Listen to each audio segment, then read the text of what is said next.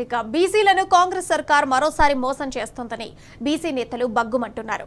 Reservation కు సంబంధించి ordinance తీసుకొస్తామని నయవంచనకు తెరతీసిందని మండిపడుతున్నారు. బీసీలంటే ప్రభుత్వం చిన్నచూపు చూస్తోందని విరుచుకుపడ్డారు.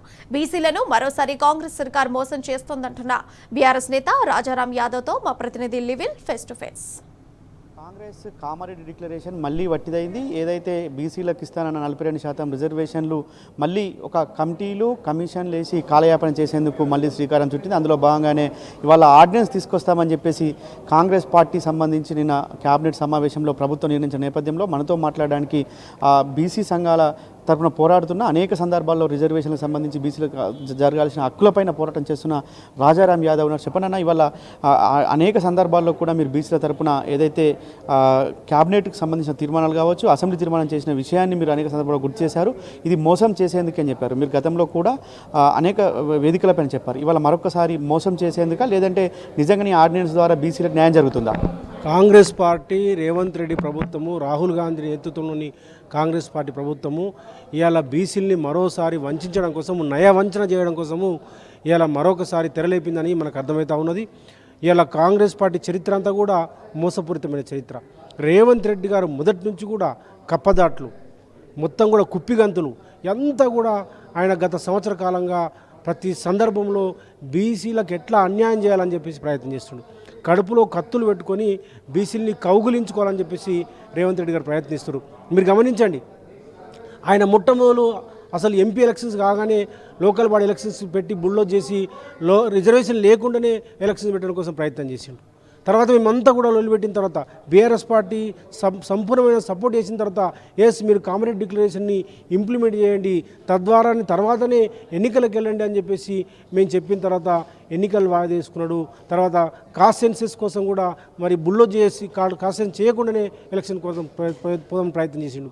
చివరికి మరి బీఆర్ఎస్ పార్టీ పోరాటం వల్ల, మిగతా సంఘాలు సపోర్ట్ చేయడం వల్ల ఆ కాస్ట్ సెన్సెస్కి ముందుకు వచ్చిండు. కాస్ట్ సెన్సెస్ ఏం చేసిండు, మళ్ళీ ఆ రోజు సమగ్ర కుటుంబ సర్వే ద్వారా బీసీల యొక్క దామాషని 52% కేసీఆర్ గారు అద్భుతంగా సైంటిఫిక్గా ఒక్క రోజులోనే తేల్చి ఇలా దేశంలోనే గొప్ప ఆదర్శంగా నిలిచినటువంటి జనాభాని 52% ఈయన ఏదైతే కాస్ట్ సెన్సెస్ ద్వారా బీసీలకు న్యాయం చేస్తామని చెప్పినారో రేవంత్ రెడ్డి గారు, రాహుల్ గాంధీ గారు, కాస్ట్ సెన్సెస్ అనే ద్వారా దేశాన్ని ఎక్స్రే చేస్తాము, ఎవరెంత ఉంటే అంత వాటా ఇస్తామని చెప్పినారో, ఇలా దాన్ని మేము అడిగితే అదే కాస్ట్ సెన్సెస్ని బీసీలకు వ్యతిరేకంగా రేవంత్ రెడ్డి గారు ఉపయోగించిండ్రు.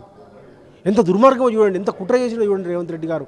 అంటే 52% ఉన్నటువంటి, అంటే వాటాను తేల్చి వాటాను ఇవ్వాల్సినటువంటి దాన్ని మా వాటాను తగ్గించే కార్యక్రమానికి రేవంత్ రెడ్డి గారు కులగణను ఉపయోగించుకున్నాడు.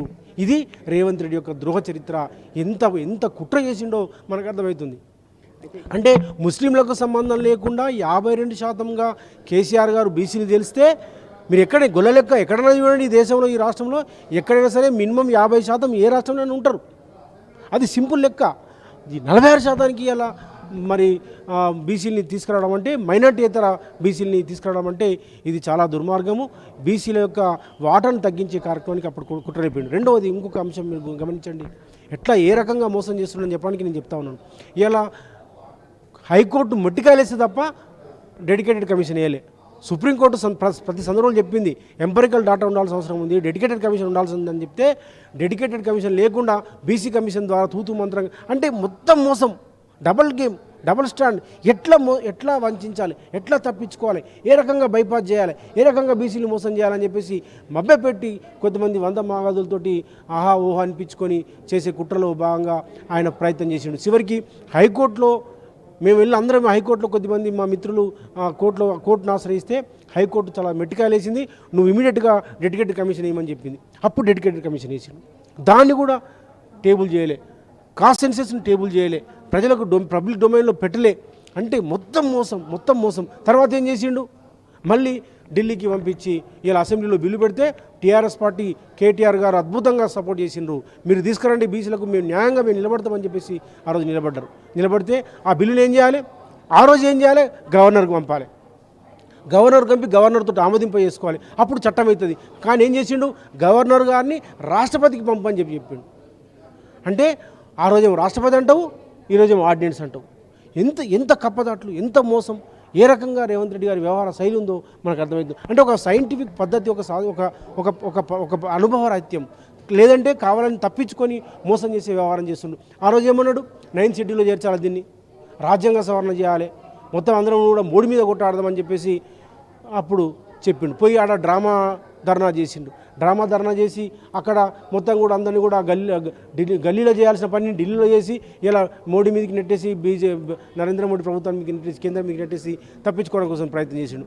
మళ్ళీ ఇవాళ కాన్స్టిట్యూషన్ హెడ్ దగ్గర ఉన్నటువంటి ఈ బిల్లును అక్కడ ఉంటే నువ్వు మళ్ళీ ఇవాళ దాన్ని బైపాస్ చేసి ఇలా ఆర్డినెన్స్ తీసుకొచ్చి ఆగ మేఘాల మీద అసెంబ్లీని ప్రోరోగ్ చేసి ఇలా ఆర్డినెన్స్ ద్వారా నేను తీసుకొస్తానంటే ఏంటంటే ఆయనకు ఒకటే, ఇవాళ బీసీలకు రిజర్వేషన్లు ఇవ్వడం ఇష్టం లేదు, బీసీ వ్యతిరేకి రేవంత్ రెడ్డి గారు.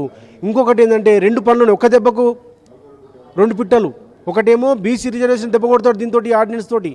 రెండవది ఎన్నికలు తప్పించుకుంటాడు. అయితే గతంలో అసెంబ్లీలో తీర్మానం చేసినప్పుడు మీరు సంపూర్ణ మద్దతు తెలిపారు. కొన్ని లొసుకులు ఉన్నాయి, లొసుకులను మీరు సరిచేయాలి, సరిచేసి అఖిలపక్షాన్ని ఢిల్లీకి తీసుకెళ్లాలి, ప్రధానమంత్రిని ఒప్పించాలి, పార్లమెంట్లో పెట్టేందుకు కాంగ్రెస్ పార్టీ ముందుకెళ్తే దానికి మేము బీఆర్ఎస్ పార్టీగా వస్తాం, మేము ఏదైతే బీసీ సంఘాలుగా కూడా మేము వస్తామని చెప్పి అనేక వేదికలపై చెప్పారు.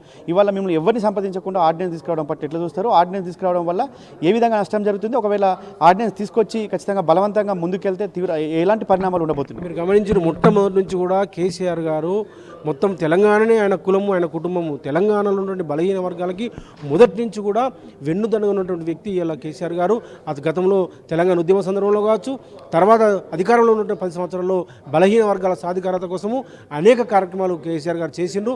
మరి అదే రకంగా మొట్టమొదటి నుంచి కూడా చట్టసభలో రిజర్వేషన్ల కోసం కావచ్చు, మరి బీసీ రిజర్వేషన్ కోసం కావచ్చు, ఆ మొదటి నుంచి కూడా కేసీఆర్ గారు టీఆర్ఎస్ పార్టీ మద్దతు ఇచ్చింది. మొన్న కూడా అసెంబ్లీలో మరి ముక్త కంఠంతో ఏకోన్ముఖంగా మరి ఆ రోజు కాంగ్రెస్ పార్టీకి మీరు చేయండి అని మేము సపోర్ట్ చేస్తామని చెప్పేసి బిల్లుకు సపోర్ట్ చేయడం జరిగింది. ఇప్పుడు చేస్తాము, ఎప్పుడు చేస్తాము, భవిష్యత్తులో ప్రతి సందర్భంలో కూడా బీసీల పక్షాన బీఆర్ఎస్ పార్టీ నిలబడుతుంది. ఇది బలహీన వర్గాల సాధికారత కోసం పనిచేస్తున్న పార్టీ కాబట్టి ఖచ్చితంగా నిలబడుతుంది. ఇలా దాంట్లో భాగంగానే ఇలా రేవంత్ రెడ్డి గారు మరి ఎట్లా చేస్తాడో చేయాలి. బీసీలకు న్యాయం చేయకుండా పోతే మాత్రం ఖచ్చితంగా జరగబోయే పరిణామాలకి మరి రేవంత్ రెడ్డి గారు బాధ్యత వహిస్తారు. బీసీల పక్షాన బీఆర్ఎస్ పార్టీ కొట్లాడుతుంది. కేసీఆర్ గారి మార్గదర్శకం భవిష్యత్ కార్యాచరణ ఏ విధంగా ఉండబోతుంది? ఒకవేళ ఇదే విధంగా ముందుకెళ్తే మీరు అన్నట్లు కూడా కోర్టులో వాళ్ళే కేసీపిచ్చి అడ్డుకునే ప్రయత్నం చేస్తే బీఆర్ఎస్ పార్టీ కార్యాచరణ, బీసీ సంఘాలుగా కార్యాచరణ ఏ విధంగా గత సంవత్సరంన్నర కాలంలో రేవంత్ రెడ్డి గారు ఏ రకంగా కుప్పిగంతులు వేస్తున్నారు, ఏ రకంగా దాటవేసే ధోరణి వ్యవహరిస్తున్నారు, బీసీని ఏ రకంగా వంచే కార్యక్రమం చేస్తున్నారో మొత్తం గమనిస్తున్నారు. ప్రజాక్షేత్రంలో ఖచ్చితంగా రేవంత్ రెడ్డికి, కాంగ్రెస్ ప్రభుత్వానికి ఖచ్చితంగా జరగబోయే లోకల్ బాడీ ఎలక్షన్స్లో ప్రజలు చిత్తుగా ఓడిస్తారు.